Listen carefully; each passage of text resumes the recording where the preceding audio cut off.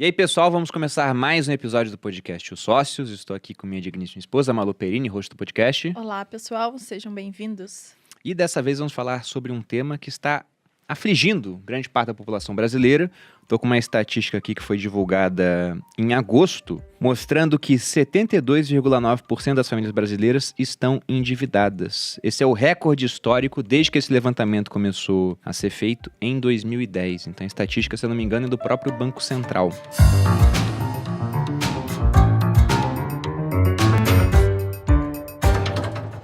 E já era ruim, tá pior agora.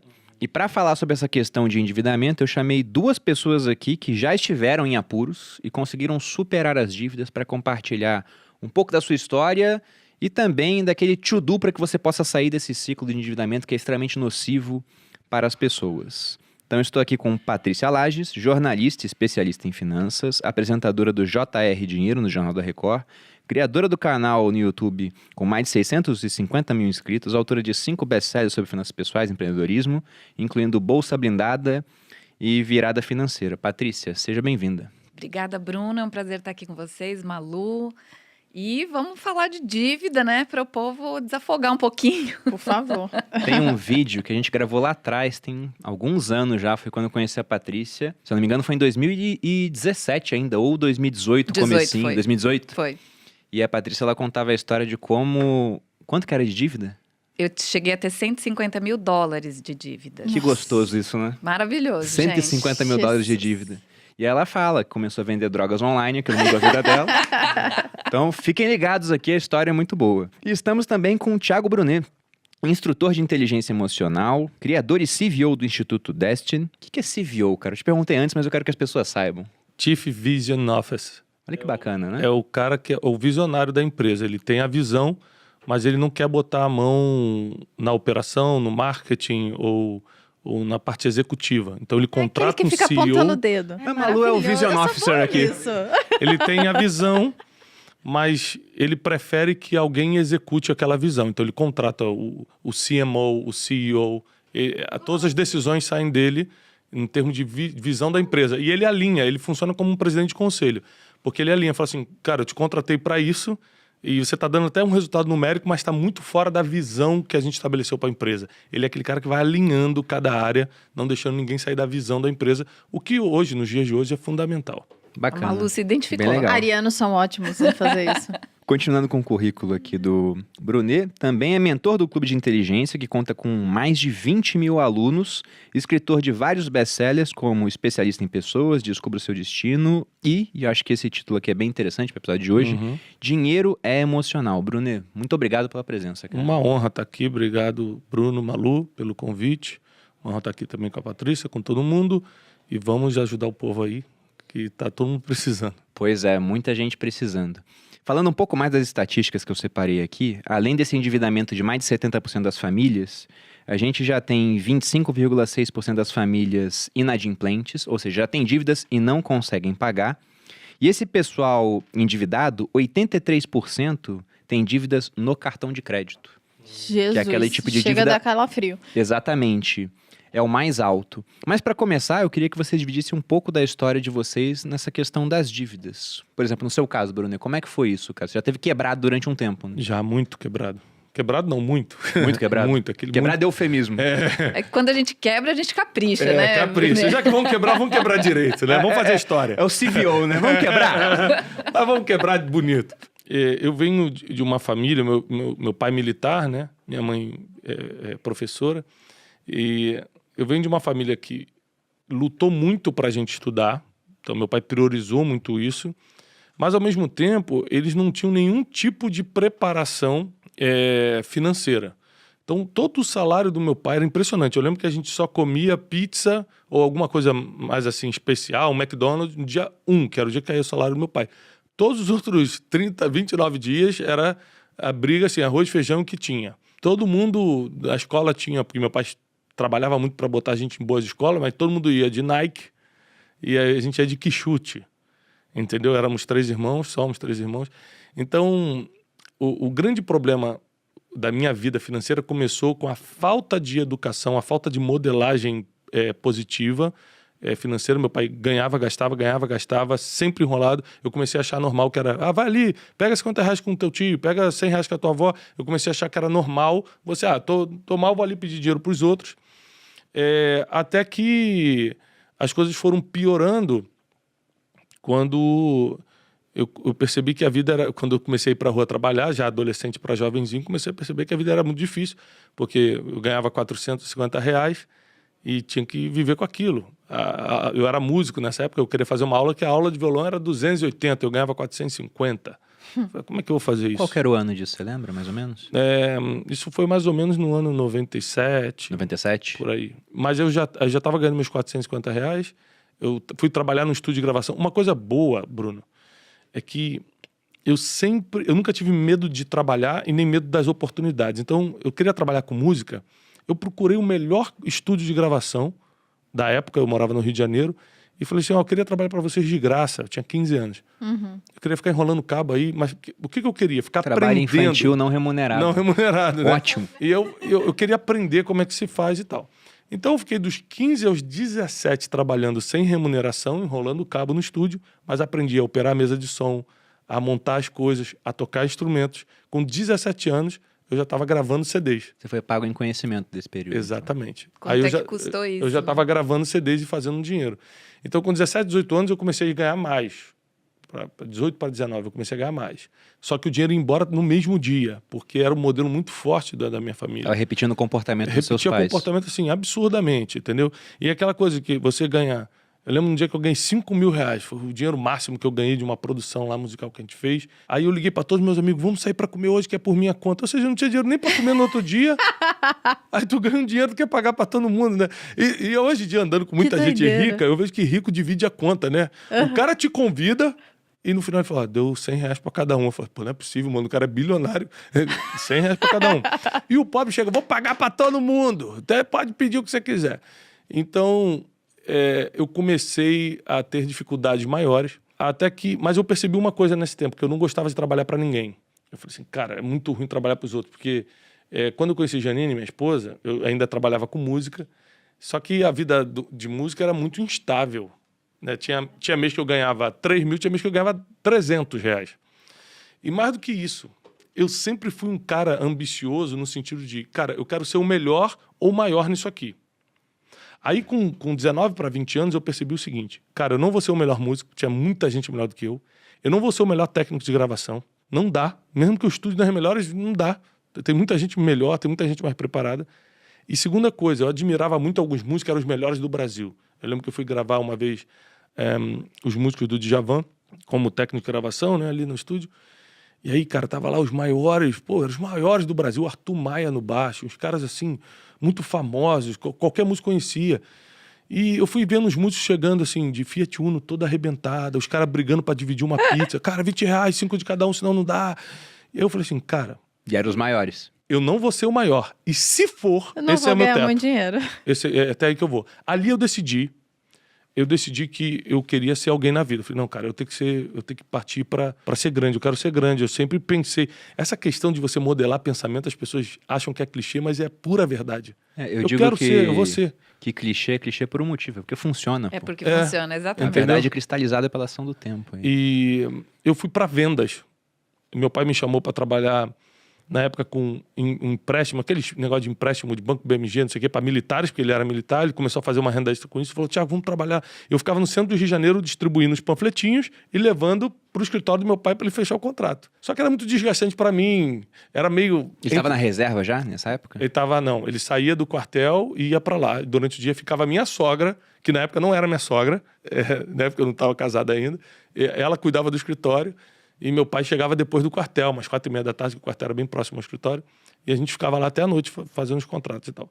Só que era muito desgastante pra mim. Eu tinha que botar terno e gravata, ficar no calor do Rio de Janeiro distribuindo, não sei o quê. Encontrava um monte de amigo e falava assim, ih, caramba, o Thiago tá panfletando ali. Fala, panfletador! E aí eu falei, pô, isso não é pra mim, eu tenho que achar outra coisa. Aí eu gostava muito de viagem, consegui entrar como vendedor freelancer numa agência de viagens. E, cara, comecei a arrebentar de vender. No primeiro mês eu virei o maior vendedor do negócio, o cara já me chamou para trabalhar. Falou, cara, vem trabalhar.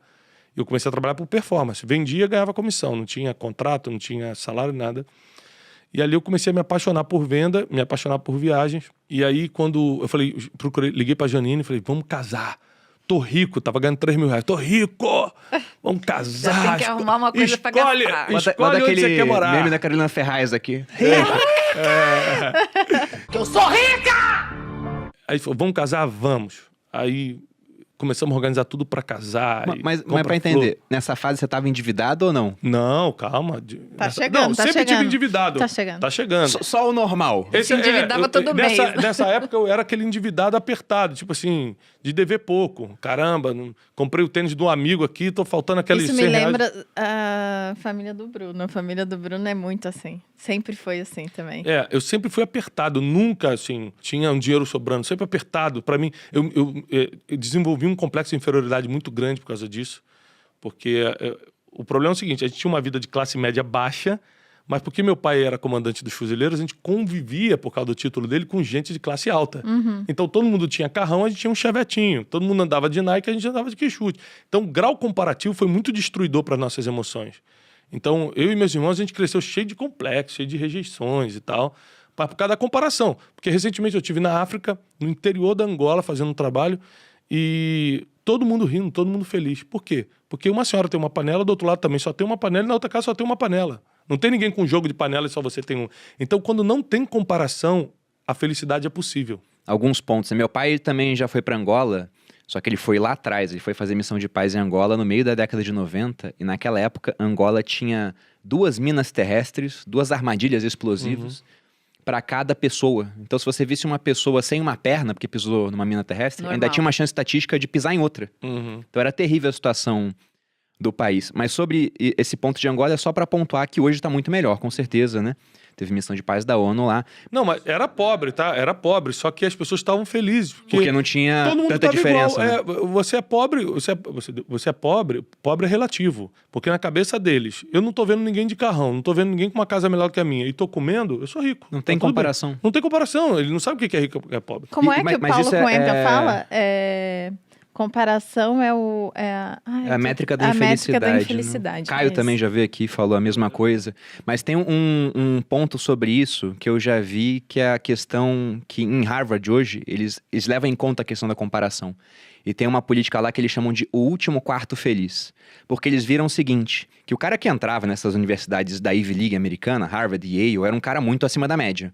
Só que ele convivia com pessoas muito acima da média também. E o que acontecia é que o cara que se formava lá atrás na turma em Harvard, ele publicava menos artigos depois de formado, ele tinha uma menor remuneração, comparado ao cara que era o primeiro de uma universidade mais ou menos. Porque o cara que era o primeiro da mais ou menos se comparava com os outros e ficava super confiante. Isso aí. O cara que era o último de Harvard se comparava com os outros de Harvard e ficava muito pouco confiante, porque durante anos ele era sempre o pior da sala. Então, por conta disso, ele não ia bem na carreira. Sendo que, se ele fosse entrar em uma outra universidade, ele poderia ser o primeiro da outra. Justamente por isso, essa comparação que existe entre as pessoas. Aí lá hoje, o que eles fazem? Eles separam o último quarto de vagas pro cara que é atleta. Porque esse cara, ele sabe que se não for tão bem na parte acadêmica, Espera ele tem muito muita dele. confiança na parte de desempenho esportivo. Então, ele não é afetado Ele por já não isso. esperava entrar lá, né? Então ele já tá felizão. Não, até espera, mas ele não vai se comparar naquilo. Ele É sabe, que ele bom, vai ser, eu ele perco vai aqui, ser mas eu sou cobrado bom em outra área. coisa. Exatamente, mas essa questão de comparação realmente é terrível, pô. Eu fico pensando, tô muito bem dentro do meu nicho, né? Mas se eu fosse ficar me comparando com o Thiago, mas o Thiago tem 5 milhões de seguidores, eu, pobre menino rico, tenho 1 milhão. Pelo amor de Deus, né? Você nunca pode se comparar com quem não teve o mesmo ponto de partida que você. A comparação acaba sendo a destruição dos teus sonhos em câmera lenta. Você está destruindo cada sonho seu quando você começa a olhar para os outros que não tem nada a ver contigo, não tem o mesmo propósito, E é não o teve que o mesmo ponto de leva partida. muita gente a se endividar. Ah, com É, certeza. lógico. Porque ela quer dar aquele passo muito maior do que a perna dela, porque ela diz, como que eu vou ficar para trás? Como assim, né? Então, tem tudo a ver isso que você está falando de comportamento, porque a pessoa não dá o passo conforme o tamanho do orçamento. Ela vai se comparar com os outros, ela vai achar que ela está no lugar errado. Eu tinha que estar lá, sendo que eu estou aqui. Então, vou dar um jeito de chegar onde eu tinha que estar. E voltando ao assunto da minha história, aí eu liguei pra Jane e falei, cara, vamos casar e tal, tô apaixonado e tal, vamos casar. Aí marcamos o casamento. Festão? Pô, festão do nosso nível, né, de subúrbio e tal. Assim, eu acho que a gente gastou na festa toda R$8.000, que na época era uma Era uma fortuna pra gente, e hoje a gente não consegue nem publicar as fotos de tamanho nível que foi. Mas E aí- hoje você gastaria R$8.000 numa festa? Eu não casei, eu não tive festa. Qualquer festa. É pior ainda. Não, eu... Temos que conversar com o Bruno sobre isso. Não, eu digo assim, R$8.000 numa festa, gente, isso você tá falando Não, lá só que atrás. É até Eu não complicado fazer a gastaria conta, isso porque 8 mil hoje. lá atrás era um dinheiro muito diferente de hoje, Eu né? gastaria. Por causa da Você inflação. gastaria 8.000 numa festa? Ah, eu não gastaria não, Sabe gente. como é eu que foi gastaria o- mais. Não, a gente gastaria. Facilmente. As festas hoje estão absurdas, tá? Não, tá demais. R$8.000 hoje é o que o cara gasta na bebida, de bebida. O nosso casamento, a gente casou no cartório, aí depois a gente foi pro restaurante no Rio de Janeiro, que era o Fronteira. Compramos cupom do Lá Peixe na Urbano. Barra, lá na Com Barra. peixe Exatamente. Esse aí. Lá na fronteira. Cupom do Peixe Urbano pra todo mundo, Foi. cada um pagava sua bebida e uns amigos nossos passaram nas mesas pedindo dinheiro ainda pro casamento. Foi Gente, engraçado. sensacional. Foi demais. Não é? Tá bom. Foi assim que a gente Storyteller, casou. a gente casou assim. Mas aí o que acontece, cara? Quando faltava 10 dias, eu lembro que eu tava numa pressão assim, que a mulher das flores tava ligando, não, falta parcela de R$500. O cara do salão de festa, olha, não esquece a parcela de 800. Nessa pressão... Vocês tinham dinheiro pra casar ou não? Já assumiram dívida? Não, tá maluco. A gente saiu fazendo dívida aí, né? Eu fui criado em igreja, então a gente tem uma frase que não é bem assim que funciona, mas virou um jargão dos crentes, que é o seguinte, Deus proverá. Sai fazendo dívida. Sai fazendo dívida que vai dar tudo certo. E não vai, né, cara? É um jargão que realmente Deus provê, mas debaixo de várias condicionais. E aí eu falei, não, Deus vai prover tudo. Vamos fazer. Só cortaram o fim da frase, né? Porque era Deus proverá para si o sacrifício, que era do sacrifício de Abraão. Aí eles pegam um pedacinho e sai todo Deus mundo, vai né? prover pra mim também, né? Minha mãe não é muito religiosa, mas tem essa cabeça mais ou menos, né? Vai dar certo, vai dar Vamos que certo. vamos que vamos. E aí o que aconteceu? 10 dias antes, cara, eu recebi uma ligação. Eu fui trabalhar normalmente, não deixaram eu entrar na sala. Assim, ó, cara, toma aqui tuas coisas, vai embora. E me mandaram embora com uma mão na frente e outra atrás. E eu casei desempregado. Eu lembro da vergonha de casar desempregado. Eu falei, cara, o que meu sogro vai achar de mim? O que as pessoas vão falar de mim? Eu desempregado. E naquele dia eu percebi que quando eu sou empregado de alguém, meu destino está na mão dessa pessoa. Porque eu achei que ia casar tudo certo e casei desempregado. Naquele dia eu fiz uma declaração, eu nunca mais vou trabalhar para ninguém. Eu vou ser dono do meu próprio negócio. E realmente eu casei 15 de junho. Em setembro eu comecei a minha agência de turismo, nos fundos da minha casa. E isso em 2005. Em 2006, a gente penou muito, a agência não estava dando muito certo, mas eu pagava as contas, fazia compras. Eu lembro que a gente era muito feliz com R$50 no final de semana. Eu ligava pra gente, Janine, tem 50 pro final de semana. A gente já sabia o que ia fazer. A gente ia comprar o pote de açaí de 700 ml e deixar na geladeira o final de semana pra gente comer aos poucos. Alugava 2 vídeos na locadora pra ver final de semana, porque não tinha Netflix, não tinha nada disso. Alugava 2 DVDs. No sábado a gente pediu uma pizza de R$26,50. Aliás, mandar um abraço pro seu Zé, que parcelou várias vezes a pizza pra gente. Me cobrava, seu Thiago, o cheque voltou de novo. Passava o cheque de R$26 que voltava. Mas eu era muito feliz com R$50 no final de semana. Mas tinha que gastar. Chegou na mão, tinha que gastar. Tinha que gastar. E, então, assim, 2016 foi muito difícil. 2006, 2007, a empresa começou a crescer. A empresa começou a acontecer, a gente começou a trabalhar com o Oriente Médio, fazer viagens focadas em Israel, a gente começou a prosperar. 2008, a gente começou a ganhar muito dinheiro. 2009, a gente explodiu. Bum, viramos a 3ª maior empresa do país no segmento. 2009, Nossa. 2010, 2011, a gente ficou na liderança. Tudo dando certo. Dando certo na minha cabeça. Hoje eu vejo que eu tava fazendo um monte de burrice, eu vou chegar aí. Eu tava orgulhoso. Então, em 2009, 2010, eu comprei meu primeiro carrão, aí ficava chegando mais cedo na casa da minha avó para todo mundo ver, os primos ver eu chegando de carro. Orgulho, vaidade. Eu achava que era o dono da verdade. Às vezes vinha um colaborador e falava, Thiago, acho que a nossa equipe de venda tá certa. Eu falei, você trabalhou aonde para falar assim? Você tem qual experiência? Então, não escutava ninguém, achava que sabia as coisas, não busquei consultoria, não busquei mentores, mas tinha dinheiro, o dinheiro estava no caixa, eu estava achando, tá tudo bem, Deus está comigo, vambora. E aí, quando chegou de 2013 para 2014, a gente já estava assim, fazendo muitos grupos famosos, muita gente famosa no Brasil fazia grupos de turismo com a gente. E aí eu fui fazer uma viagem nova, aí eu comecei a gastar a bel prazer, tipo assim, eu ligava pro financeiro e falava assim, cara, quanto é que tem na conta aí? Eu não perguntava quanto tem quanto tem na conta. Você tratava a PJ como se fosse...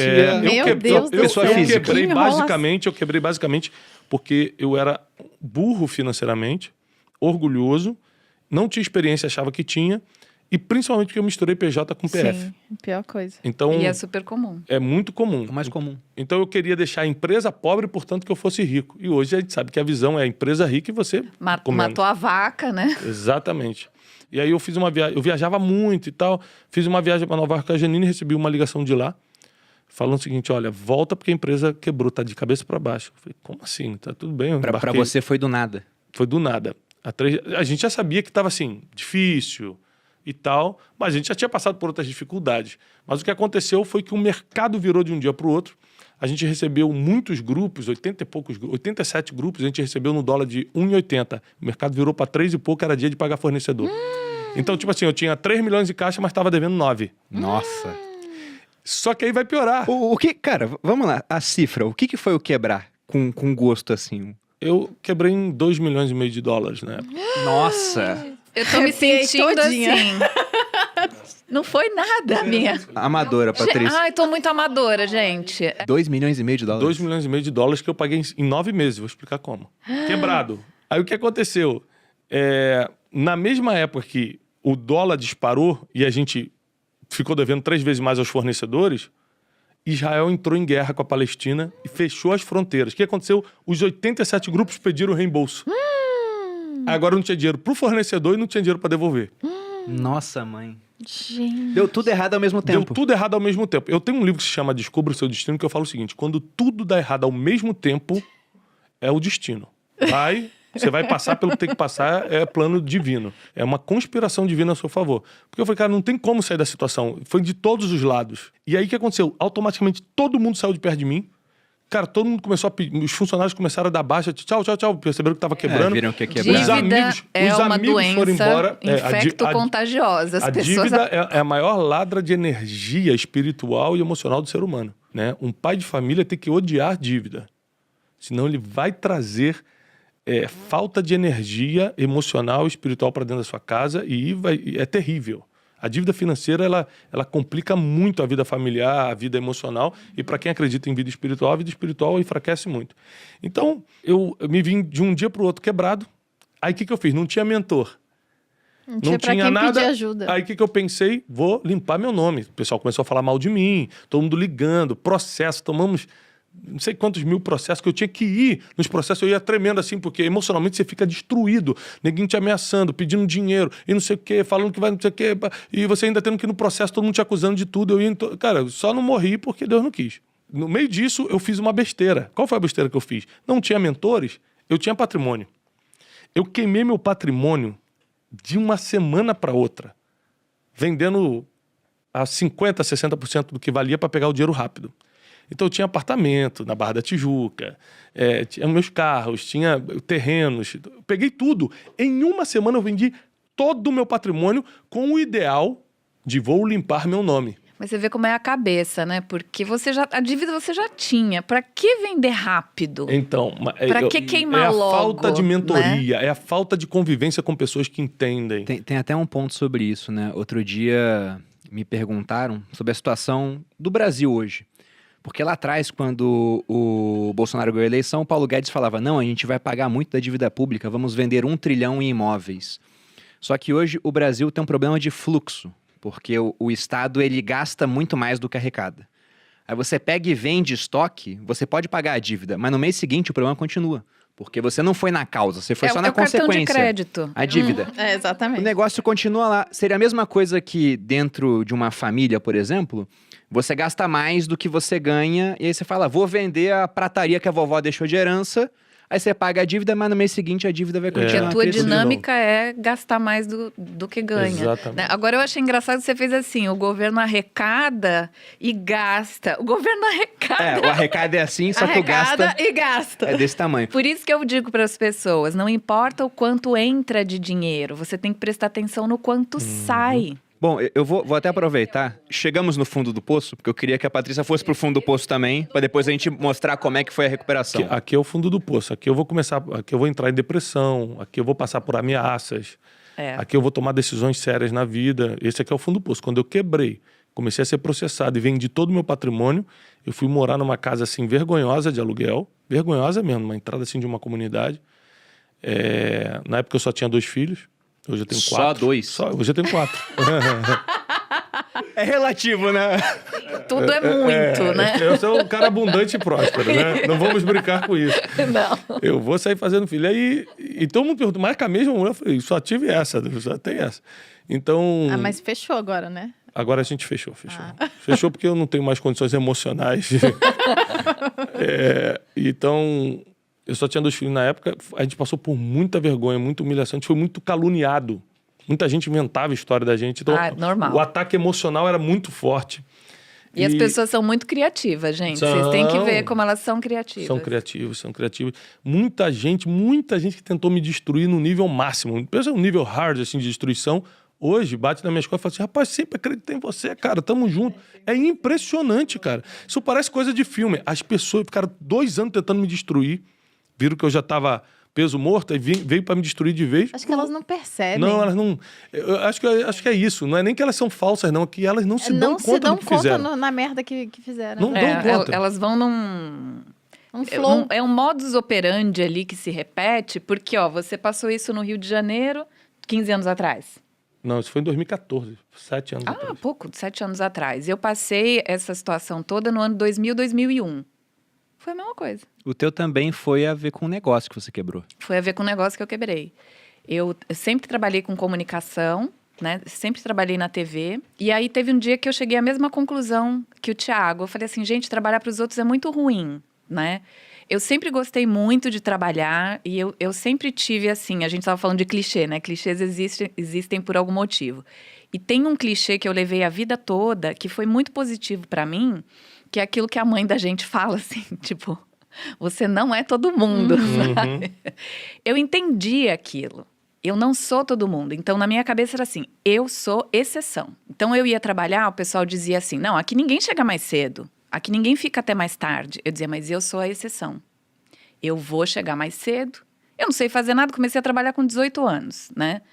Na mesma condição do Thiago, não tinha nem dinheiro e nem tempo para estudar. O que eu ganhava era ali para ficar no 0 a 0. Eu dizia, então tenho que aprender. E aí eu chegava mais cedo, chegava 3 horas antes do meu horário, entrava às 10, chegava às 7. E às vezes saía ali, em vez de sair às 7 da noite, eu saía às 8, saía às 9. Sempre tentando aprender alguma outra função ali, né? Dentro da emissora de televisão que eu trabalhava. E isso foram vários anos. Depois eu fui trabalhar fora. Mas sempre naquela. Alguém decide a minha vida. Alguém decide quanto eu vou ganhar. Alguém decide se eu vou trabalhar aqui, se eu vou trabalhar, se eu vou viajar, se eu não vou. Né? Eu não tinha... A minha agenda não era minha. Era sempre assim, Patrícia, a semana que vem você tem que estar em Buenos Aires. Olha, mas na outra semana você não vai trabalhar aqui em Buenos Aires, você vai voltar para São Paulo. Então eu ficava assim, meu Deus, né? Pra onde eu vou? Esse negócio de ser dono do seu destino, cara, isso é uma riqueza. É isso que ela tá falando. Alguém tem que decidir por mim? Por quê? Isso é fantástico. Depois a gente fala sobre isso. E aí isso caiu na minha cabeça e eu falei, não, eu sei fazer várias coisas, eu quero trabalhar para mim. E aí eu cometi assim, sabe, todos os erros de empreendedor descabeçado? Eu cometi todos, porque eu pensava assim... eu vou abrir o meu negócio, então eu vou trabalhar a hora que eu quiser, eu vou trabalhar o dia que eu quiser. Só com o que eu gosto. Ele só vou fazer o que eu gosto. Já começa agindo como se fosse fácil, né? Como se o dinheiro as viesse pessoas de vão graça. trabalhar para mim. Eu vou lá e vou pegar o dinheiro. E no meu negócio eu faço o que eu quiser, né? Então você junta todas essas ideias, que não sei de onde vieram, mas elas brotam na nossa cabeça, né? É porque a gente vê muitos casos das pessoas que deram certo. E aí quando o caso dele tá famoso, é porque deu super certo. Mas sei lá quantas vezes deu errado antes de dar certo, né? Você tá contando sua história aqui, a Patrícia vai contar a dela, porque vocês passaram por isso, mas foram bem-sucedidos no final. Se você não fosse bem-sucedido no final, Você a gente não não ia estaria saber a tua contando. história. Você tá devendo milhões Até hoje. e ninguém ia conhecer, entendeu? Não, e se eu tivesse pago a dívida, mas sem ficar conhecido, também ninguém ia saber. Exatamente, exatamente. É muito doloroso, assim, quando você vê que tudo aquilo que você acredita não é real, né? Porque apareceu um negócio, sabe aquela coisa assim, de, uau... eram 2 irmãs que tinham uma loja montada no Megapolo, né? Que para quem é de São Paulo, era uma loja de atacado no Brás. É o polo ali do comércio atacadista. E eu sempre gostei de loja, sempre gostei de vender. E aí, né, veio a informação de que, olha, tem 2 irmãs que não estão se dando mais, estão com problema de família lá e querem passar essa loja para frente. Não é questão da loja, a loja vende, tá tudo bem, etc e tal. Eu conheci a loja, eu já tinha comprado naquela loja. Que também eu, quando era para comprar, era no atacado, né, gente? Não gastar o dinheiro. E aí eu assumi aquele comércio e ela me falou, olha, eu te deixo tudo que tem aqui dentro e você me dá R$1.000. Isso lá no ano 2000, né? Eu falei, gente, como assim, né? A loja era R$1.000. Ela falou, você me dá R$1.000, que vai ser 500 para mim, 500 para minha irmã, que cada uma vai para um lado.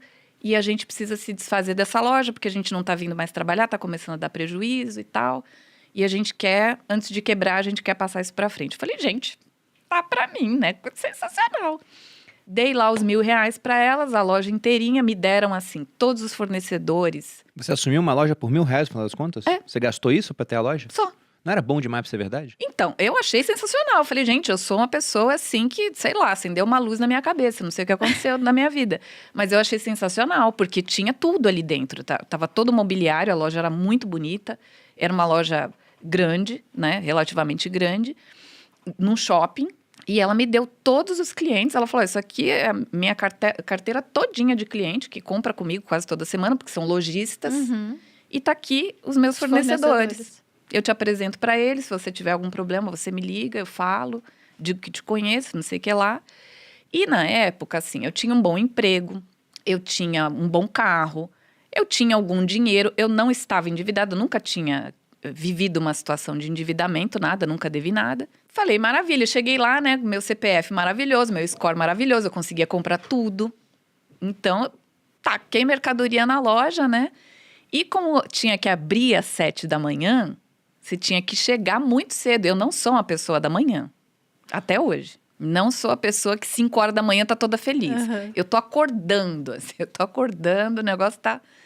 Então, eu dizia, vocês abrem a loja, né? Eu tinha 2 vendedoras e uma gerente. Eu dizia, vocês abrem a loja, depois eu vou. Pensa que isso aí deu certo. Ainda mais loja. Não dá, não tem condição. Elas trabalhavam lá. Eu fiquei também com as empregadas e tal, né?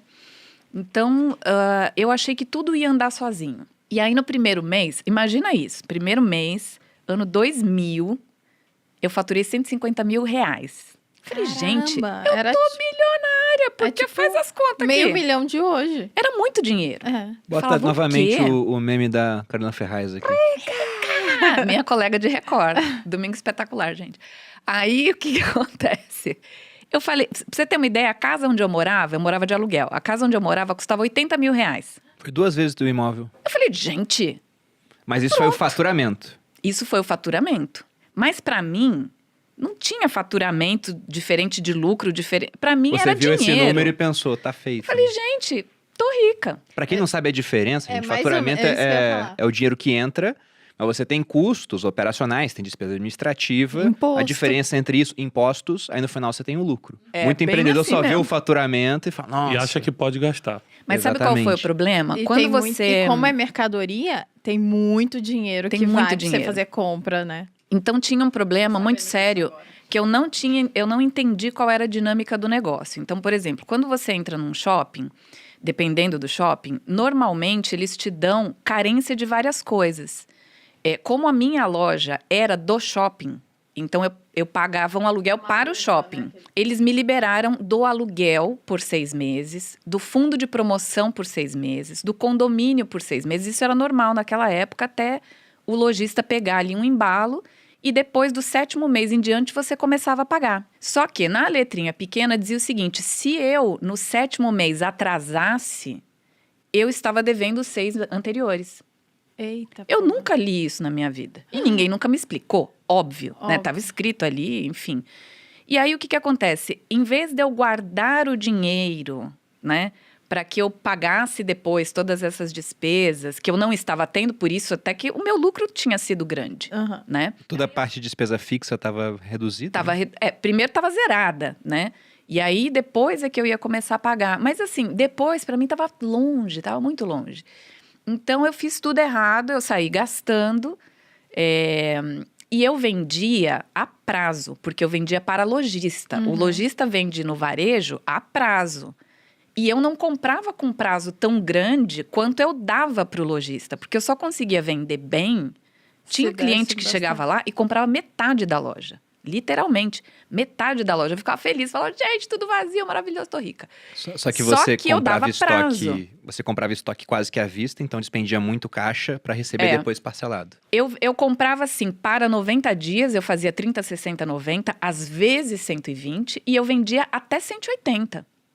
Tinha um descasamento de fluxo. Tinha então. muito descasamento, porque quando eu comprava, às vezes eu levava ali uns 2 meses para vender.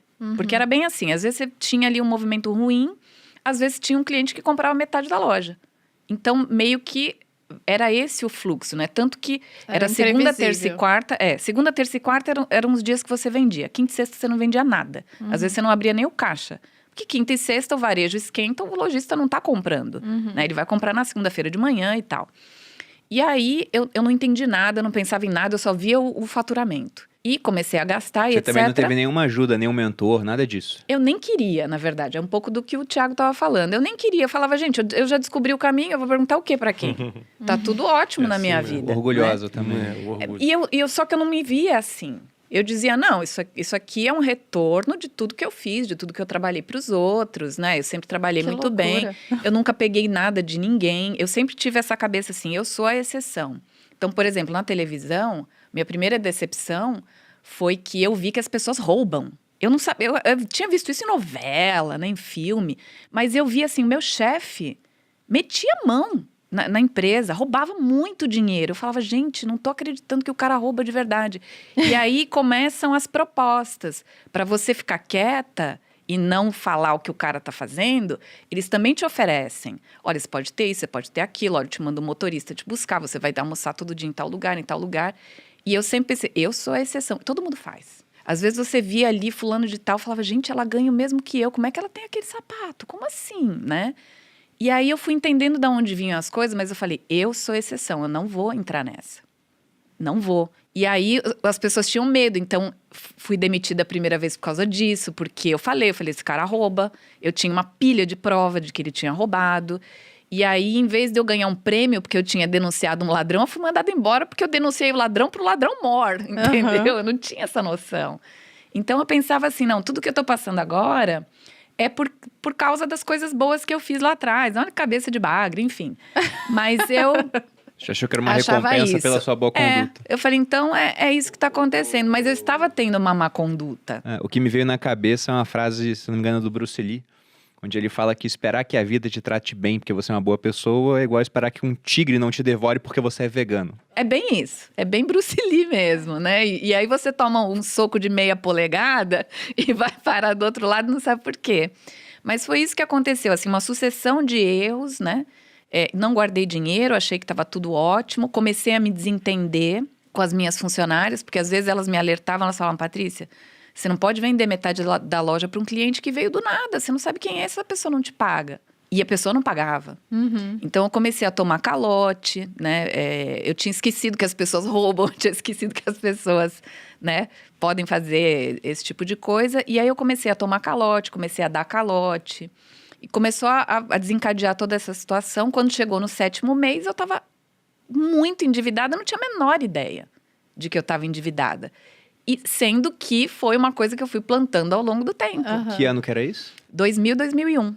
Eu abri em 2000, fechei em 2001. E por que em dólar a dívida? Por que vocês tinham essa visão gourmet de se endividar em dólar? Entendeu? No meu caso No era teu turismo. caso era Eu pagava turismo, em dólar o fornecedor que lá tinha que fora. ser em dólar. No meu caso, naquela época, você costumava dolarizar as dívidas para poder ter um índice, um indicador, né, para você não perder dinheiro. Tinha muitos índices, né? Era um pouco... A gente estava vindo daquela época do overnight, que você dormia pobre e acordava rico, entre aspas, né?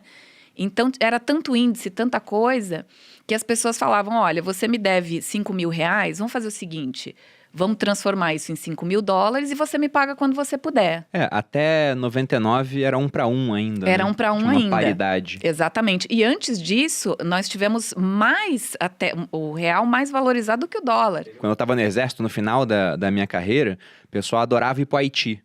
Era missão de paz, era muito mais trabalho, mas além do salário normal aqui do exército, também tinha um salário em dólares. E o dólar estava mais ou menos, em 2017, uns R$3. O pessoal ia e falava, tô rico, mesma coisa, Carolina Ferraz aqui na tela. Quando meu pai foi para Angola, se não me engano, em 96, um real estava mais valorizado do que o dólar. Não valia nada. Então, com $1 você comprava na época uns 98 centavos de real. Foi em 96 exatamente, foi a primeira vez que eu fui pra fora. Gente, eu me senti a milionária. Porque eu fui pra Grécia me sentindo a milionária. Eu fui pra Israel a primeira vez me sentindo a milionária, porque era acho que 1,30 o real em relação ao dólar, né? E nessa época, 2000, 2001, a gente fazia isso, a gente dolarizava a dívida para você ter um ponto de partida, porque senão a tua dívida, Entendi. cada dia você devia um valor. Já tô vendo uma coisa que vai acontecer de ruim. Você falou que foi 2001. 2002 teve o ano da eleição do Lula. O dólar disparou. Então, mas antes disso eu já tinha me livrado, porque o que aconteceu? Em 2001, eu digo que o Osama Bin Laden invadiu o meu comércio, porque o que aconteceu? Os meus melhores clientes vinham de fora do Brasil. Eu tinha uma cliente paraguaia que vinha e gastava muito, e ela trazia dólar, ela trazia dinheiro. Então, ela já me encomendava um monte de coisa. Olha, eu tô indo para São Paulo, eu quero isso, quero aquilo. E fazia a compra para a paraguaia. Ganhava muito dinheiro com ela, né? Tinha um cliente que vinha do Equador, que também trazia dólar. Eu me lembro que aquele cliente... Primeira vez que ele entrou na loja, eu falei, gente, quem é esse cara cafona com essa pochete horrível? Já no ano 2000, pochete não era fashion. Já tinha saído de moda. E eu, gente, o que é aquilo? Aí a minha vendedora falou assim, cala a boca, que aquilo tem dinheiro, ele traz dinheiro dentro da pochete. Ai, gente, pochete maravilhosa, eu achei sensacional. E realmente, ele trazia assim, ele tinha um cinto enorme, que era dólar pra tudo quanto é lado. Que loucura. E ele comprava muito, né? Só que o que aconteceu? A paraguaia me liga, lá pro dia 6 de setembro de 2001, e fala, eu estou indo aí no dia 12, então preciso que você compre tudo. E me mandou uma lista. Eu comprei tudo que a mulher queria. Só que... No 11 de setembro, fecha tudo. Ela falou, nossa, olha só, o que é a vida? Ela falou que ia no dia 12. No dia 11, do nada... Do nada, os Chegam os aviões desinfelizes... nas Torres Osama Bin Gêmeas. Laden. Tem uma parábola bíblica que explica bem essa situação aí, que é a parábola do filho pródigo. Ele pede a herança antecipada pro pai, fala, pai, me dá a minha parte da herança que eu quero curtir a vida. Ele pega essa parte, vai para uma terra distante e vai gastar com prazer, com mulher, com bebida, com amigo, sem saber que uma grande fome estava vindo sobre a terra. Então o problema não foi dele ele gastar, é que não tinha como ele se levantar, porque a fome já estava instalada. Então é isso aí, você tem que ter cuidado, porque você não sabe o dia de amanhã. Às vezes você... a Bíblia também diz assim, ó, não diga que você vai para aquela cidade ou outra no outro dia fazer negócio, porque você não sabe o que vai acontecer na sua vida amanhã. Então, eu sou um cara de muito da fé, assim, porque eu já experimentei que se você for só na métrica, tudo pode desandar. Como isso aí, não, tá tudo certo, ela vai me pagar, Tava é de certo, né? confiança A e mulher tal. trazia dinheiro, gente. Como Exatamente. assim? Não era cheque pré-datado, né? Que era o comum da época. Não era nota promissória. Ela me pagava à vista. E eu precisava daquele dinheiro Ela era alto uma ótima à vista. cliente, então. Era melhor que eu tinha. Essa e o equatoriano da pochete, gente, eles arrebentavam. E aí, o que acontece? Eu precisava do dinheiro dela, porque como eu comprava quase à vista e vendia muito a prazo, eu precisava daquele dinheiro para Equilibrar. Tapar os buracos. Então, aquilo já estava vendido, já estava certo. E aí, o que estava certo, né? Eu me lembro até que foi a ex-dona da loja que ligou para mim um dia, porque eu comprava coisas dela, ela abriu também uma confecção, e eu comprava umas coisas dela. E naquela época o celular era muito ruim, né? O sinal era horroroso. E aí eu me lembro que ela me ligou e falava assim, Patrícia, não sei o quê, caiu um avião, lá, não sei o quê, no Enter. E eu dizia, gente, caiu um avião no Play Center? Como assim? O que eu tenho a ver com isso? Porque ela queria dizer que ela não ia poder me entregar a mercadoria que eu já tinha vendido. Uma parte dela eu já tinha vendido. E aí eu dizia, gente, e daí que caiu um helicóptero no Play Center? Eu não tenho nada a ver com isso. Quando eu fui ver, tinha acontecido a questão lá das Torres Gêmeas, né? Eu falei, gente, isso não tem nada a ver comigo. Fui em Nova York, o que eu tenho que ver com o que está acontecendo? Quem é o Bin Laden? Eu não tô nem aí. Mas isso afetou muito o meu negócio, porque os meus clientes pararam de vir, tanto de fora, quanto de outros estados brasileiros, porque todo mundo ficou assim, o que vai acontecer? E daí, né? Eu tava na 7ª série. Eu lembro bem desse dia, assim. Eu E também você sabe que aconteceu uma coisa muito engraçada, que o meu marido, ele é fotógrafo. Na época, ele dava aula de fotografia na Escola Pan-Americana de Arte. E ele estava dando aula quando aconteceu isso, e uma aluna dele começou a gritar no celular, e ele falava, o que está acontecendo? O que está acontecendo? Ela tinha sido avisada por alguém que tinha acontecido, que tinha caído a primeira torre, E ela ligou para um parente dela que trabalhava na outra torre, falando, sai daí que caiu um avião. E ela salvou a vida do parente, Que loucura. gritando na sala. Então, quando ele conta isso, eu digo, pois é, a tua aluna salvou a vida do outro e eu morri, né? Naquele dia, eu financeiramente morri. A gente visitou o museu do 11 de setembro lá em Nova York, e assim que você entra, tem uma gravação falando assim, eu estava lavando louça, eu estava no trabalho. Porque meio que todo mundo que se viveu lembra. Eu também me lembro. onde estava. Eu estava vendo Dragon Ball Z na Rede Globo, Eu e de tava repente na o desenho escola. foi interrompido e começou. Mas esse ponto que você falou do 11 de setembro...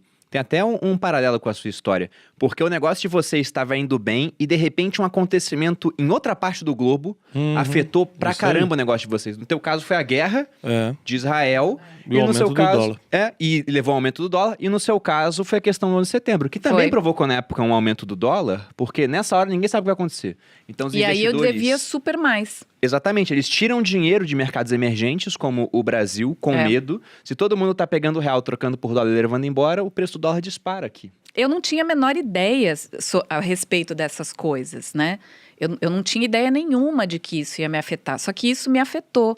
E aí, o que acontece? Eu não conseguia fechar a loja, porque eu tinha dívidas. Aí, eu já tinha passado da época de carência, já estava devendo muito dinheiro. Eu descobri que a loja, apesar de ser minha, não era minha, porque eu não podia fechar e ir embora. Eu dizia, não, olha, eu vou fechar. Eu dizia, não, você não pode fechar, você só pode fechar depois que você pagar isso, aquilo e aquele outro. E aí eu descobri uma outra coisa que foi o meu fundo de poço geral, que para que eu alugasse aquela loja, a minha mãe foi fiadora. E nós tínhamos, olha isso, meu avô deixou para nós uma vila de casas onde morava toda a minha família. Era apenas uma escritura.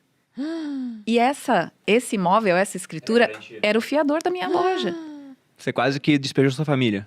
Todo mundo, simplesmente todo mundo ia estar na rua. E aí eu sentei com a administradora do shopping e ela falou assim, como se estivesse falando qualquer coisa. Ela falou, olha, eu vou executar aqui esse imóvel, então, que não sei o que. Executar? O que é executar? Que imóvel? Como assim? E aí que eu entendi que ela ia simplesmente tomar a vila inteira. Que meu avô, quando veio para o Brasil, ele tinha comprado o quarteirão todo, ele tinha loteado, ele tinha feito... E aí é legal dizer que a culpa não era dela, né? A culpa era sua.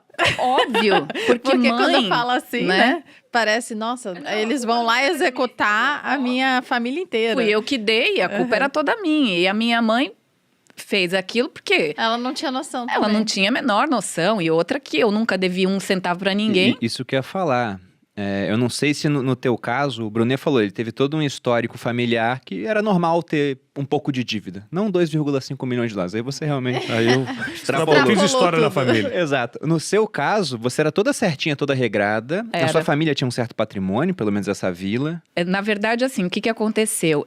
Por isso que eu digo, que eu falo sempre do jargão, eu sou a exceção, né? Porque eu não tive muitos exemplos bons dentro da minha casa, né?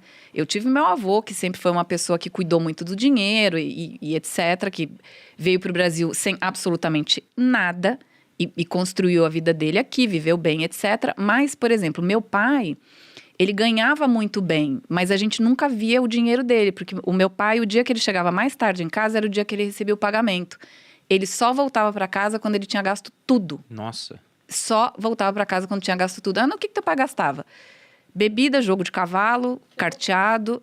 Pelo menos eram gastos legais. Maravilhosos. Pelo Enquanto ele não perdia tudo, ele não voltava para casa. Essa era a dinâmica dele com o dinheiro. Tá, gente, vamos sair do fundo do poço, que eu tô nervosa aqui, porque eu sou a única pessoa desta mesa que não tive nenhuma experiência com dívida. A família da Malu Eu sempre sou foi bem uma pessoa. certinha. Meu pai sempre foi uma Levante a pessoa mão pro céu. muito regrada. Eu sempre fui uma poupadora, né, gente? Malu é eu mão de era- vaca raiz. Hoje em dia não tanto, né? Porque a gente tá Mas agora numa não precisa, prosperidade boa. Não, hoje em dia Até você hoje, até é. mais em termos proporcionais. É verdade. Você gasta mais do que você gastava lá atrás? Muito mais? Muito mais. Sim, só que Mas hoje você também muito tem um menos do patrimônio que muito poderia. maior. É. Exatamente. Só que a família da Malu, realmente, eles sempre foram muito regrados em relação às finanças. E a minha família, quando a Malu conheceu, falou, nossa, a família do Bruno tem dinheiro. Porque minha avó morava no Leme, no Rio Que de eles Janeiro. viviam além das Pontinha de possibilidades. Copacabana. Só que não, né? Tinha um comércio na época que era um restaurante, então tinha mais propriedades, tinha alguns imóveis.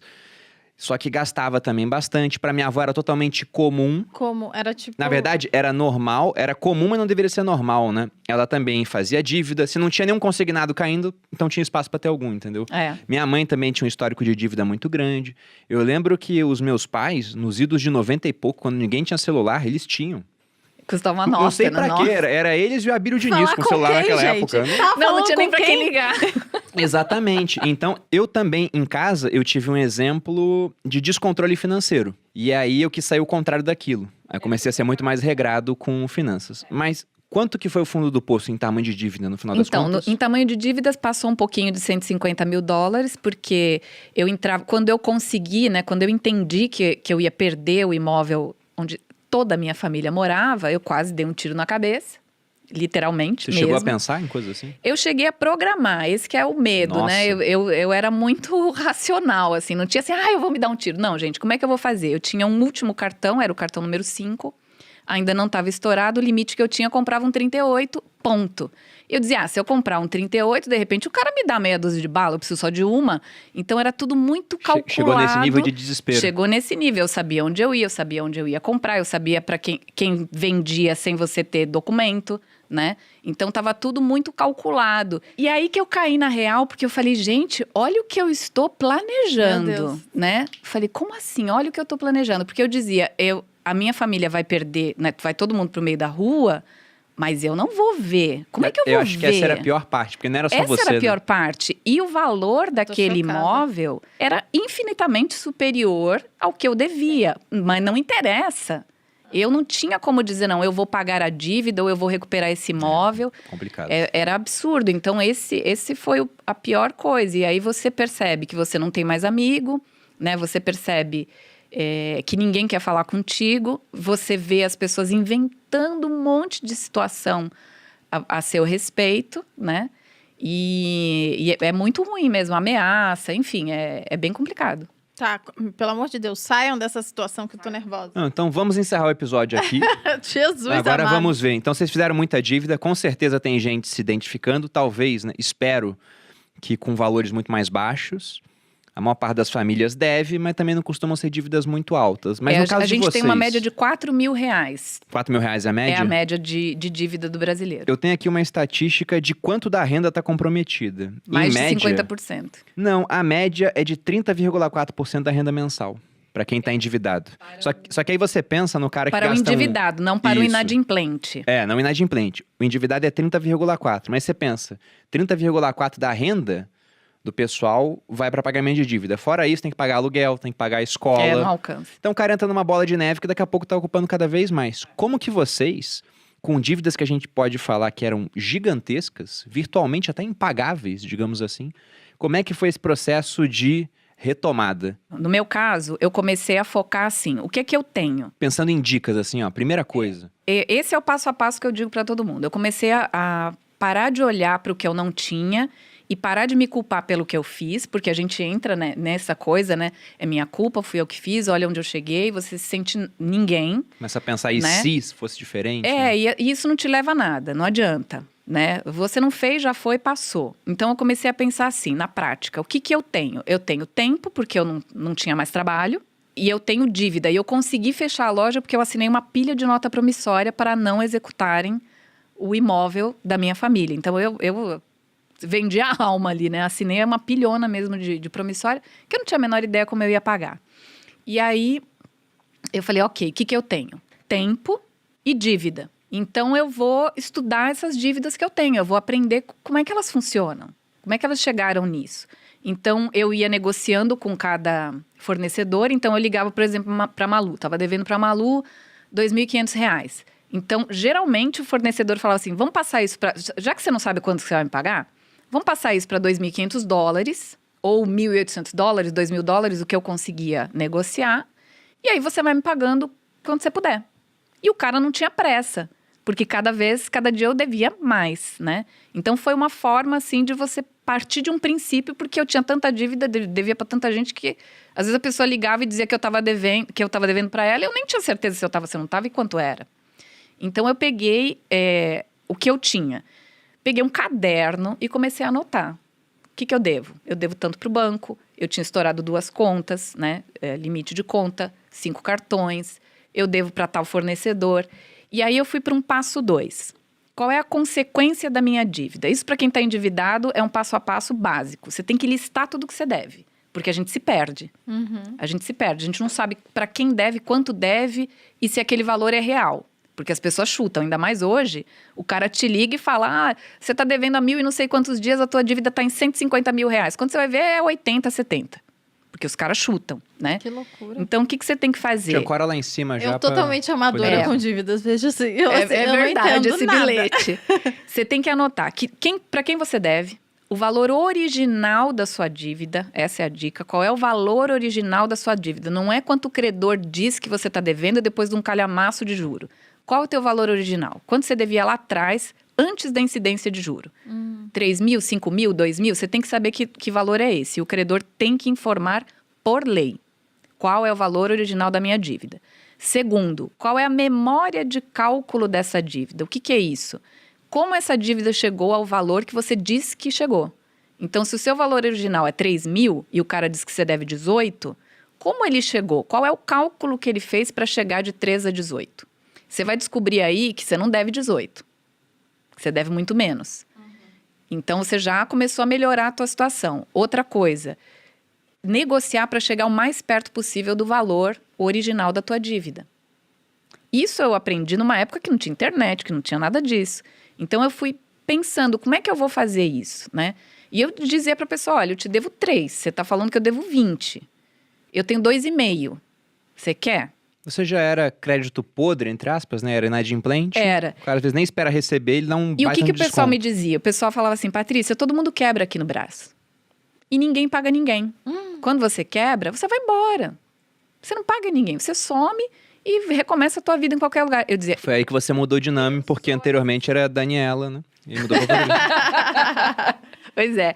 Eu dizia, não, eu sou a exceção. Eu vou pagar. O pessoal dizia, imagina, a chinesada vai tudo embora. Eu dizia, eu não sou chinês, né, para começar, e eu vou pagar, eu vou ser a exceção, eu vou pagar todo mundo. E o pessoal ria, até os meus credores riam. Imagina que você vai pagar nada, eu dizia, eu vou pagar. Então, eu comecei a trabalhar com o que eu podia, fazia tradução, fazia revisão de texto, qualquer coisa que aparecia, eu fazia. Pegava um pouquinho de mercadoria que tinha sobrado, saía com uma sacolada, assim, para vender. E nessa época, eu fiquei muito doente, porque eu foquei tanto em pagar dívida que, assim, eu não reservava nada para minha própria subsistência. Então, a minha geladeira era água, não tinha nada. Nada, absolutamente nada. Hoje eu tenho 48 quilos. Eu pesei 37. 37 que a Patrícia é bem 37. baixinha. Eu tenho 1,55 m. Mas mesmo assim é nada. Era uma caveira. Então as pessoas inventavam que eu estava doente, que eu tinha a Patrícia pegou AIDS, a Patrícia tá usando muita droga, por isso que ela quebrou. Porque traficante tá atrás dela. Você falou porque eu paguei vendendo drogas, as pessoas diziam, né? Ela tinha... Imagina, um dia eu tinha um Audi, naquela época era um carro muito caro, né? Em 2001. Eu tinha um Audi... Importado. Era importado, 0 quilômetro, né? O Ayrton Senna trazia para o Brasil, né? O Que grupo loucura. Ayrton Senna. Num dia eu tinha um Audi 0 quilômetro, lá que estava com seus 8.000 quilômetros, no outro dia eu não tinha dinheiro para pagar o ônibus para voltar para casa. Então, foi assim, uma perda muito grande. E as pessoas diziam, não, ela tinha aquele carrão porque ela vendia dorgas e não sei o quê. E agora ela tá, né, virou essa caveira porque ela usa crack. Usou todo o estoque. E assim, eu tinha fome, na verdade, né? Porque eu não comia mesmo. Eu não conseguia dormir, foi muito complicado. Mas eu fui negociando, fui pagando com o que eu tinha. O que eu tinha em casa eu oferecia. Eu me lembro que eu tinha uma esteira elétrica, sabe? Que aquelas que viram assim... suporte para qualquer coisa que você não usa. Então, eu negociava, eu dizia assim, olha, eu te devo R$1.000, eu tenho uma esteira aqui, eu paguei R$700, tá novinho, não sei o que, o cara aceitava. Então, só que você tem que vir buscar porque eu não tenho como entregar. Então, era assim que eu ia negociando. Em quanto tempo você pagou as dívidas? 11 meses e 20 dias. A custo de 12 quilos. A custo de 12 quilos. muita Assim, saúde. eu dizia, eu não vou fazer outra coisa na minha vida... que não seja pagar uma dívida por dia ou negociar uma dívida a cada dia. E aí eu fui entendendo o que era a dívida, o que era a consequência do não pagamento daquela dívida, porque às vezes você fala assim, o que eu faço? Eu pago a dívida mais cara? Eu pago a dívida mais alta? Ou eu começo pela mais barata? Eu digo assim, você tem que enxergar qual é a tua dívida e qual é a consequência. Porque, por exemplo, uma conta de luz que eu não pago, a consequência é muito grave, eu vou ficar sem luz. Então, eu tenho que pagar. O cartão de crédito tem uma consequência grave, que é a alta do juro, mas não adianta eu ficar pagando só um pouquinho. Eu vou ter que juntar para quitar de uma vez só. Então, essa daqui vai ficar para depois. E aí, eu ia analisando dessa forma as dívidas, eu fui entendendo como é que as coisas funcionavam, eu fui negociando, eu entendi que a dívida era um produto que eu tinha. Eu perdi a vergonha, porque você fica muito envergonhado, né? Então, eu perdi a vergonha. Eu digo, gente, a minha dívida é um produto, ela tem um valor. Então, eu vou negociar esse valor. É a mesma coisa se eu for comprar uma geladeira. Quanto é essa geladeira? 5 mil? Tá, eu tenho 4,5, e aí? À vista. Então, eu fui entendendo isso. A minha dívida é um produto, eu vou negociar esse produto. E aí, eu foquei, eu coloquei para mim, em 1 ano eu vou pagar. Porque eu levei menos de 1 ano para me afundar, eu vou ainda me dar 1 ano para eu me levantar. E conseguiu. E foi 11 meses e 20 dias que eu paguei a última dívida.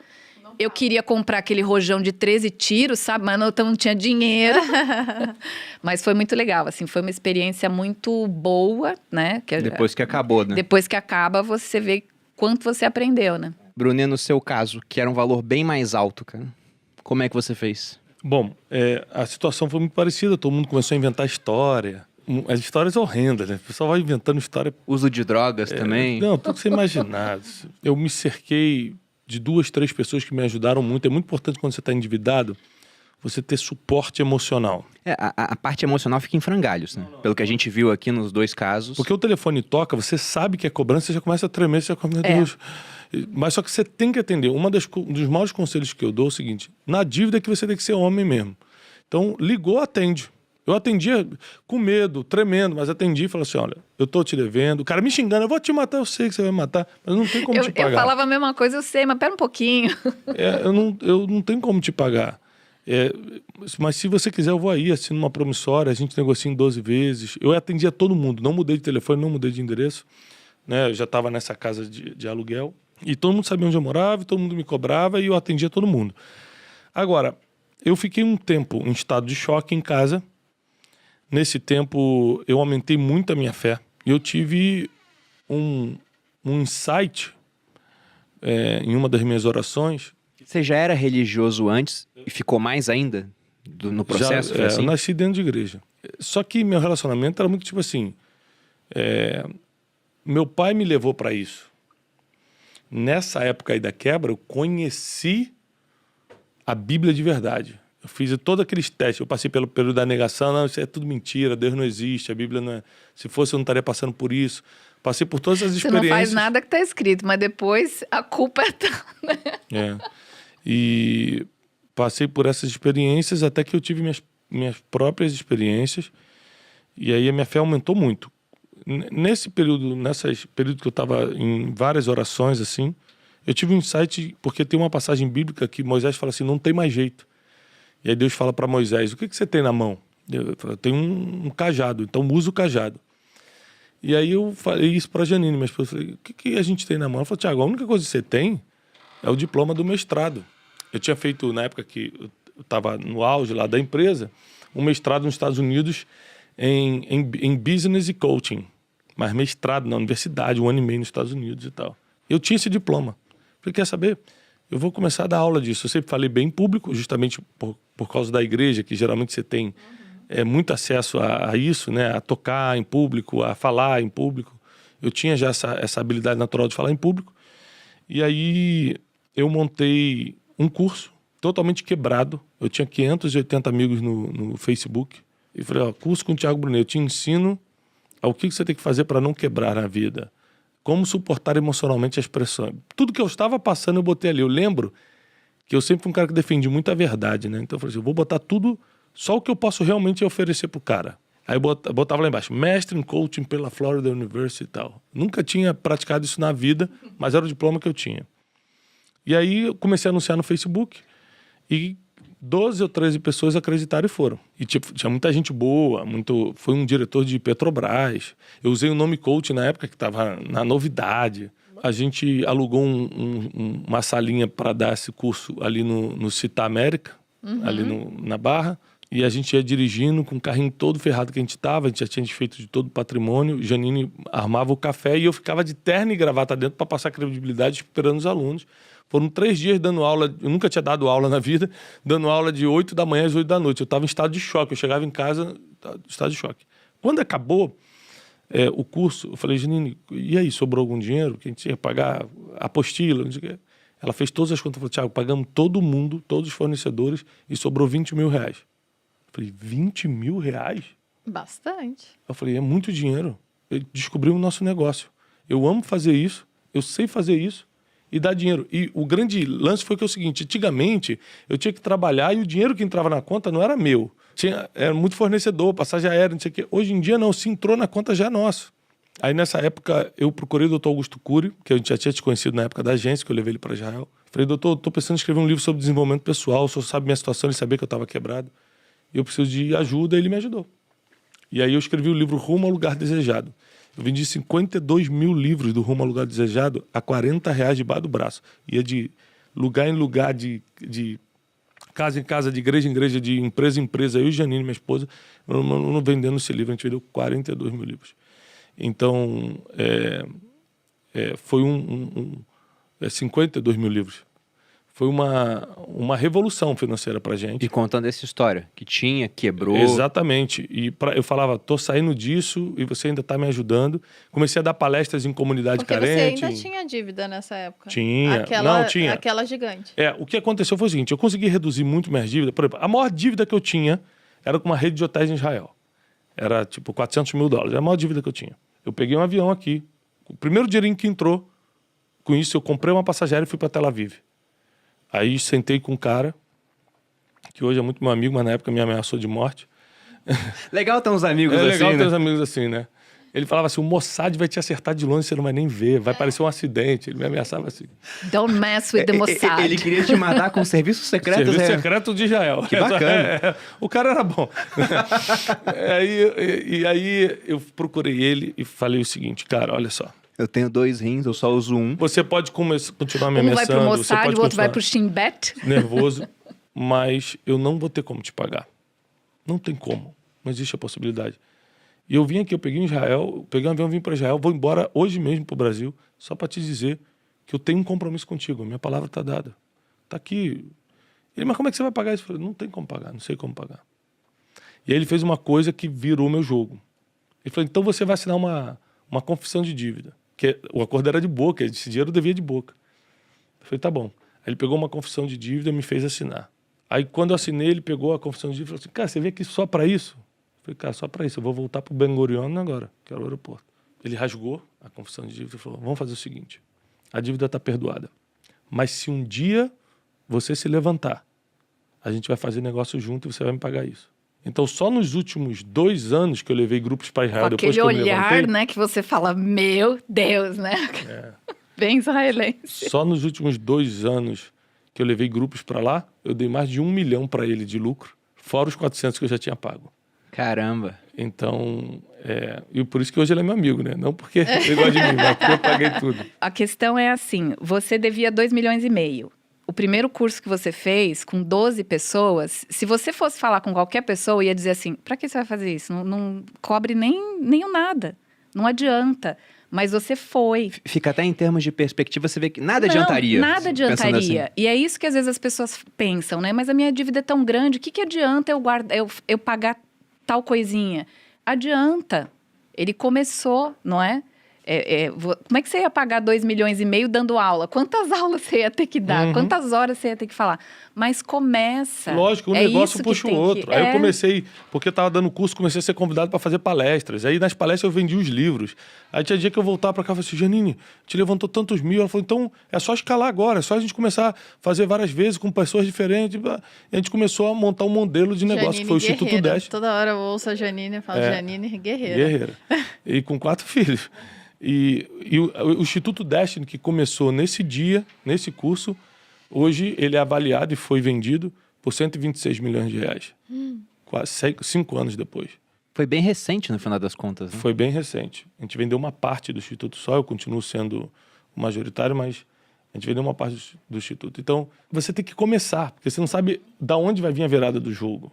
E eu sempre fui um cara, procurei todo mundo, muita gente perdoou a dívida, muita gente não perdoou, mas facilitou. Por uns 9 meses, todo o dinheiro que a gente ganhava, eu lembro disso assim, ó, porque eu sempre fui muito bom de ganhar dinheiro. Então eu ia pra rua, aí eu voltava com 50 mil reais naquele mês. Vendi livro, fiz palestra, não sei o quê, a gente pegava 49 mil, ligava para credor e falava, ó, tenho 9 mil para acertar, tenho 5 mil, tenho 40, tenho... E R$1.000 a gente comia e a gente ficou muito tempo comendo miojo. Um dia eu vou até escrever um livro chamado Um Miojo para Dois, que a gente já dividiu muito miojo, eu e ela, durante alguns meses. Eu passei por situações extremas também. A gente não vamos tocar no dinheiro enquanto a gente não pagar a dívida. A gente levou muito a sério. Então a gente não passeava, não ia no cinema, não comprava nada. Tipo, mas tem R$20 aqui. Chegou uma época que eu lembro que a gente tinha uma gaveta com dinheiro. Ela falou, vamos no cinema? A gente tinha muita bolinha de dinheiro, que era dos cursos. Eu falei, não vamos, é tudo para dívida. E a gente pagou muito rápido a dívida. E aí, cara, com essa experiência, porque como eu aprendi a dar palestra e fazer curso no pior momento da minha vida, eu aprendi muito rápido. Porque o teu estado emocional acelera muito o aprendizado, né? Então eu virei assim... Você não tem opção. Mestre no assunto muito rápido. Então isso foi em 2014, 2015, 2016 eu comecei a construir o nome do Instituto, meu nome. 2017 a gente deu a primeira explosão, assim. Foi o meu primeiro vídeo que viralizou. E a gente começou a direcionar muito os cursos. Aí eu comecei uma conferência anual, chamada Conferência Destino, e pronto. Aí a gente começou a acontecer, as coisas começaram a melhorar. Não, pensando em dívidas, acho que a única pessoa que veio aqui no podcast que deveu mais do que você foi a Carla Sarni, que chegou a dever 23 milhões. E também foi meio que uma casa do destino que... Não, a história dela é parecida com a de vocês no seguinte sentido. Tava tudo indo bem, até que de repente alguma coisa aconteceu, que no caso dela foi a crise de 2008, porque ela ia pegar um crédito com um banco estatal, não sei se era Caixa ou Banco do Brasil. Ela falou, já tá certo que eu vou pegar esse crédito. E aí eles suspenderam. Então, eles saíram abrindo lojas e prometendo pagar os outros. Aí veio a crise de 2008 e o banco segurou o crédito. E aí, do nada, eles tinham um monte de dívida e nenhum crédito para pagar aquele tipo de coisa. E com um negócio altamente lucrativo. Mas pensando em algumas lições aqui, do exemplo de vocês, acho que dá pra gente falar que risco cambial é uma porcaria. Você tá devendo em uma moeda que de repente pode disparar em qualquer crise, é terrível. E anotem isso, quem tá assistindo, isso vai voltar a acontecer. Porque o que a gente tem agora? Vocês são empreendedores, quebraram sendo empreendedores, e aí você tem um cara que olha hoje aqui no Brasil e vê, nossa, os juros aqui no Brasil estão altos, né? Estão subindo agora. Com esses juros subindo, lá fora, os juros são muito mais baixos. Então, poxa, para que pagar, sei lá, 15% ao ano aqui no Brasil, seria uma taxa ainda baixa, né? Vamos até jogar para cima. 20% ao ano aqui no Brasil para pegar dinheiro no banco.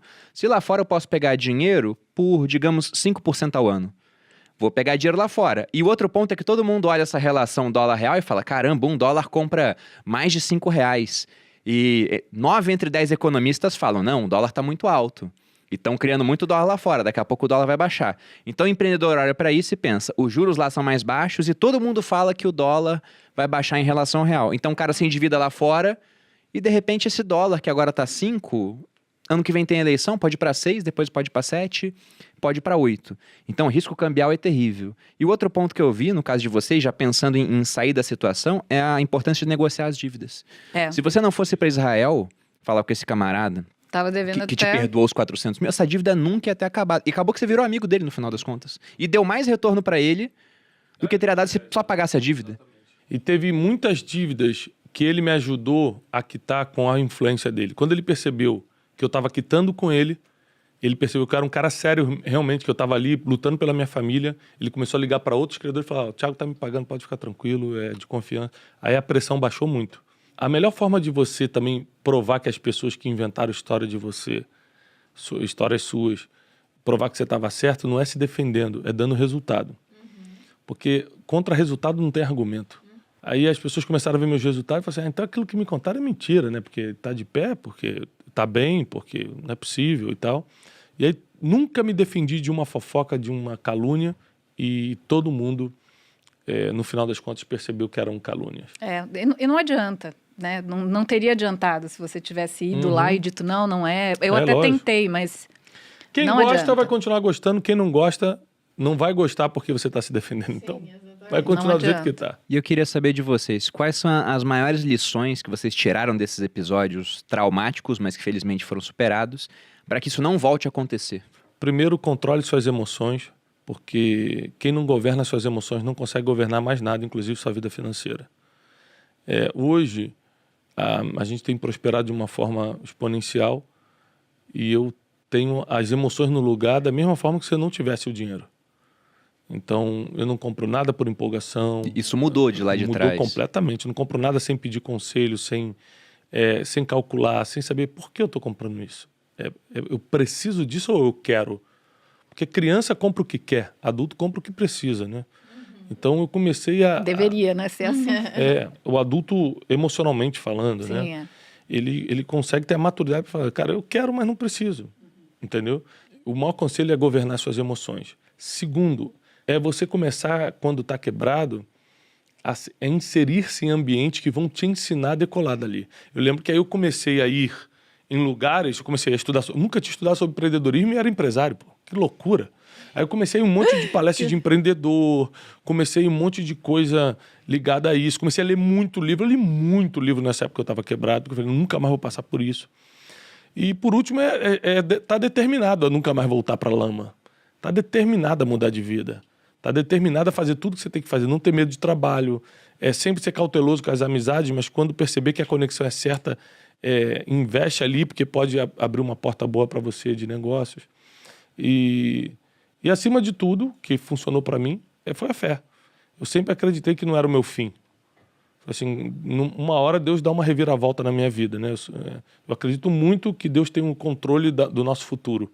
Então, eu crio meu destino com as minhas decisões, mas confiando completamente no Deus que escreveu cada dia. E isso me tirou da lama muito rápido, me amadureceu muito rápido, e hoje eu ensino pessoas, através do Clube de Inteligência, das nossas redes sociais aí, eu ensino pessoas a não passarem pelo que eu passei, emocionalmente e financeiramente. Tem um ponto bem interessante disso, é aquela frase do Henry Ford que ficou muito famosa, onde ele diz que quer você acredite que pode ou não, no final você estará certo, né? Então você acreditava que ia sair dessa e você saiu. Se você tivesse uma crença de que acabou, você não ia sair. Acontece isso. E no seu caso, Patrícia? No meu caso, assim, o que eu vi que vale a pena é você ser a exceção, né? A gente vive num mundo muito mediano, em que as pessoas, como você estava falando dentro da universidade, as pessoas se colocam numa posição confortável e onde ela está ali na média de todo mundo. Então, essa é a posição confortável, né?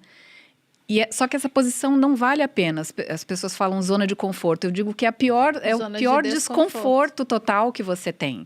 Então, vale a pena você ser a exceção. Isso que o Thiago falou é muito importante, de você se colocar em lugares onde você vai aprender algo, né? Hoje em dia, todo mundo quer ensinar, todo mundo quer falar, todo mundo quer fazer, mas o que é melhor, né? Você receber aquele conhecimento que você está precisando, né? Então, você tem que se posicionar junto de pessoas que vão também te agregar alguma coisa. E dessas pessoas, você vai também repassar esse conhecimento para outras pessoas. Mas é sempre você estar com quem é, digamos assim, entre aspas, melhor do que você. E ser a exceção. Porque o que as pessoas esperam? As pessoas esperam que o cara que está devendo fuja. Eu fiz a mesma coisa que o Thiago fez. Eu pagava a minha conta de telefone com medo das pessoas acharem que eu estava fugindo. Eu não mudei de casa, eu podia ter ido para a casa da minha mãe, para qualquer lugar, com medo que as pessoas falassem que eu sumi, que eu fugi. Eu dizia, não, eu tô aqui, eu vou te pagar. Ligou, me ligavam 3 horas da manhã, né? Então, valeu a pena e vale a pena a gente ser a exceção, né? Ninguém está fazendo tal coisa, só você que é bobo está fazendo. Excelente, seja o bobo, faça, porque vale a pena você ser a exceção, né? Eu acho que quando você começa a empreender, você está naquele gás e você, às vezes, passa a tua visão para uma outra pessoa que não tem a mesma visão do que você, E ela, até por medo de você se machucar, ela começa a te desacreditar. Não, ó, cuidado, não faz isso. Se ninguém tá fazendo é porque não é bom, não vai dar certo. Porque meio que às vezes ela quer até te poupar. Às vezes é seu pai, sua mãe, seu marido, né? Não faz, olha, você vai quebrar a cara e tal. Mas, ainda que todo mundo faça diferente, se você quer um resultado diferente, você tem que ser a exceção. Você tem que fazer aquilo que você coloca lá na rede social, né? Às vezes você bota uma frase maravilhosa na rede social, mas você não faz aquilo. Então faça. Ah, mas ninguém faz. Faz você. Tem uma frase do Sêneca, tá batendo minha citação Tem que do ter Sêneca. Sêneca. Tem que ter Sêneca em todo podcast. Mas ele fala que ninguém ouse aconselhar os outros sem seguir seus próprios conselhos, né? Então muita gente coloca os conselhos, mas não segue. Não segue. Às vezes eu vejo assim, uma pessoa que me escreve no direct lá do Instagram, ela escreve, eu não acredito mais em mim porque eu tô devendo, porque o meu negócio deu errado. Eu entro no perfil para ver quem é ela, tem lá no perfil dela, tem uma frase super pra cima e tal, e não sei o que lá. E às vezes eu copio aquilo e falo assim, siga isso aqui. Foi você que disse, foi você que escreveu. E tem a questão também da pessoa se vender errado, né? Muita gente me escreve, cara, eu tô afundado em problema, não sei o que. Aí você entra no perfil do cara que tá mentor de vida, coaching de performance, não sei o que. O cara tá todo mal, ele tá se anunciando como isso. Vai falar o quê? Vai fazer o quê, né? Exatamente. Então, digo, faz o que você diz, o que você espera das pessoas, né? Seja você a exceção que você quer e vá em frente. E uma coisa que a gente começou a falar lá, né, no início do podcast. Não se compare. A comparação é infernal. É infernal. Não se compare. Então, às vezes, as pessoas falam assim pra mim, nossa, Patrícia, você começou a trabalhar com finanças, foi em 2009, 2010, por aí. Nossa, já tem muito tempo que você trabalha com finanças, teu canal ainda é pequeno. Né? 650 mil, teu canal ainda é pequeno. Filho da mãe, pra você ver o que é pequeno. Eu digo, sensacional, gente, tá bom, ok. Não, mas fulano de tal... É gigante. Em número de seguidores... Você vê que isso não tem nada a ver. E as pessoas falam, mas Patrícia, qualquer canal tem 1 milhão, você tem 650 mil, é muito pouco. Eu digo, gente, eu tô felicíssima com os 650 mil que eu tenho. Essa coisa de você ficar se comparando, não, mas fulano fez isso, fulano fez aquilo, é o que leva as pessoas a se endividarem, é ver que o vizinho comprou um carro e você tem um carro velho. Meu carro não é... Sabe que ano é meu carro? 2013. Eu não tenho carro. Então, eu tenho carro. Eu tenho carro, aliás, eu vou meio na contramão do que muita gente fala. Comprar um carro. Eu tenho carro, eu tenho casa própria há muito tempo. Mas é uma Ferrari 2013. Então, não então as pessoas falam, Patrícia, por que você tem esse carro velho? Eu digo, gente... Tá ok, tá bom. Se você for perguntar assim, que carro você quer? Sei lá. A hora que me der um estalo, eu vou lá e troco. Não, e eu imagino, em ambos os casos, que vocês valorizam muito mais o dinheiro hoje porque já viram o quanto ele fez falta lá atrás. 100%. Inclusive em investimento. Eu sou super conservadora. Você é bem econômica hoje em dia, né? Você falou de 8 mil na festa. Já fiquei assim... Então, não gasto esse tipo de coisa. Eu não faço. E antigamente você gastava. Eu fiquei Fazia, imaginando. numa boa. Porque o dinheiro não era meu, eu gastava o crédito, entende? Hoje que o dinheiro é meu, eu digo, peraí, como assim? Né? Hoje eu entro numa loja, antes eu dizia assim, o que eu posso comprar? Aí eu tenho aqui tanto. Enquanto eu não gastasse tudo, eu não saía da loja. Que loucura. Hoje eu vejo assim, eu vou comprar uma blusa, eu digo assim, eu gostei da azul e gostei da vermelha, qual que eu levo? Mas eu podia levar as duas. Na verdade, eu podia comprar a loja. Mas pra que eu vou fazer isso? É o que o Thiago falou, pra que eu quero isso? Pra que eu vou trocar de carro se eu tô tão acostumada com esse carro e eu não quero outro e eu ainda não achei outro que eu goste tanto quanto esse? Né? Então, se você não tem o propósito, se você vai no que todo mundo está fazendo... Imagina eu chegando na Record, eu trabalho na Record. Quando eu vou estacionar, eu acho que meu carro é um dos mais chinfrins da Record inteira. Eu paro do lado de uma Porsche, eu paro do lado de uma Ferrari, eu paro do lado de um Jaguar, sei lá quanto... Tô feliz, gente, tô andando, tô bem. Eu detesto pegar táxi. Pegar táxi eu não gosto. Também não gosto. Não gosto. Nem Uber. Nem Uber, nem nada. Chata. Não gosto. Se eu fosse olhar, eu ia ter o quê? Trocar de carro amanhã? Porque eu tô passando vergonha no estacionamento da emissora? De fato.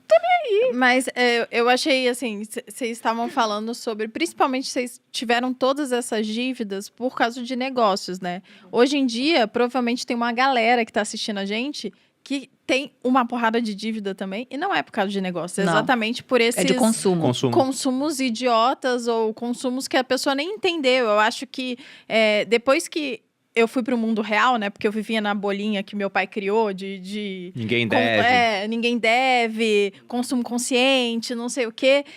Eu percebi que as pessoas, elas não têm a noção do que elas estão fazendo, né? Porque elas consomem, às vezes, nem é eu acho que é mais por hábito, não sei, eu não entendo direito também até hoje, porque não é uma realidade minha. É o que diz o Lio, o dinheiro é emocional. A pessoa tá emocional ruim, ela vai para a parte financeira. Não tem como. Ela vai gasta- pro shopping desafogar. Né? Ela Comprar uma gasta, coisinha. tipo, ela come, né? Vou comer um doce. Pro bem ou pro mal. Eu tô muito feliz, eu vou gastar. Eu tô muito triste, eu vou gasta. gastar. É ruim. Você sabe que eu faço um trabalho, eu dou aulas, às vezes, em CELS, né? Aqui em São Paulo a gente tem os CELS, né? Que são da prefeitura, que são escolas da prefeitura. E eu dou palestra, não agora na pandemia, mas num dos CELS, na cidade de Tiradentes. Né? Extremo da Zona Leste, super pobre e tal. A primeira vez que eu cheguei no CEL Cidade de Tiradentes, eu falei, gente, que escola é essa? Eu tô num Dante, como assim? Porque você vê os alunos com calça diesel, com tênis de R$1.000. O pai é pedreiro, a mãe é diarista. É aquela música lá, não dá nem pra comprar uma calça de R$300 De lá pra minha de trás. filha. Você lembra dessa? Que Lembro era um funk do- lá do Rio? É. Não dá nem pra Remixaram. comprar uma por causa E do 300 Bolsa ficou Família. pra trás. Mas eu dizia, fui gente, como assim? No podcast do Brunet, ficou ótimo aquele episódio. A gente falou um pouco dessa questão de dívidas também. Uhum. E aí teve uma hora que eu citei uma frase que é um clichê, mas é um clichê por um motivo, porque é verdade que as pessoas gastam dinheiro que não têm pra comprar coisas que não precisam. Pra agradar pessoas que nem gostam de você. Exatamente. Então esse ciclo vai acontecendo e no caso de vocês as dívidas foram, como você falou, porque abriram negócios e que deram errado. Que Mas deram muita errado. gente se endivida só assim, através de uma comparação. Se fulano tem, por que eu não posso ter? Então, mas eu paro pra pensar. O meu negócio, na verdade, não deu errado. Eu que dei errado. É verdade. Eu que não tinha um preparo. Foi. Porque A mesma coisa crise- comigo. Com a moral que eu tinha com os fornecedores, no meio dessa crise eu podia ter revertido tudo. Eu não tinha capacidade, eu não tinha Emocional, preparo. principalmente. Era emocional, eu era orgulhoso. Porque eu paro pra pensar, não foi tão grave. Foi grave, mas eu dava pra ter revertido. Hoje eu reverteria facilmente. Com 3 ligações eu reverteria. Na época, não. Eu me desesperei, não tinha mentores, não sabia pra onde correr. E aí afundei a empresa. E aí é que a gente diz, né? Que as pessoas dizem que o conhecimento custa caro, que um curso custa caro, que um livro de R$50 custa caro, mas a ignorância, a falta de conhecimento, você quanto paga. te custou? E quanto custou pra mim? Imagina, eu comecei um negócio com R$1.000. Não, você Tinha começou... tudo pra dar certo. Tinha tudo pra dar certo, de fato. E Quer eu dizer, achei quem que era deu um errado buraco e fui não eu. era, exatamente. Quem não deu era. errado fui eu. É exatamente isso que o Brunet tá falando. Quem deu errado fomos nós, não foram os negócios. Falando de uma pessoa que nunca teve dívidas, né? O que meu pai me ensinou de tão precioso? Acho que foi gaste de acordo com as suas necessidades e de acordo com o que você pode. Então, a gente sempre realmente escolheu. Eu nunca gastei além do que eu poderia. Até hoje isso acontece, né? Até hoje eu olho, quando eu vou escolher alguma coisa, eu falo, mas eu posso comprar isso? Posso. Mas eu preciso? É o que vocês falaram, É muito né? mais se eu devo hoje em dia. Ou O se eu poder você devo ou pode. não, né? Pra que eu vou fazer isso? E vez ou outra, alguém me pergunta na rede social, porque, obviamente, meu padrão de consumo mudou, né? Hoje em dia eu compro coisas mais caras e as pessoas perguntam, mas como você se sente, né? Você acha que por que você não compra mais? Por exemplo, bolsa cara, né? Que eu gosto hoje em dia, Olha mas pra mim, tenho não, Malu. poucas. Você deu uma olhada ali.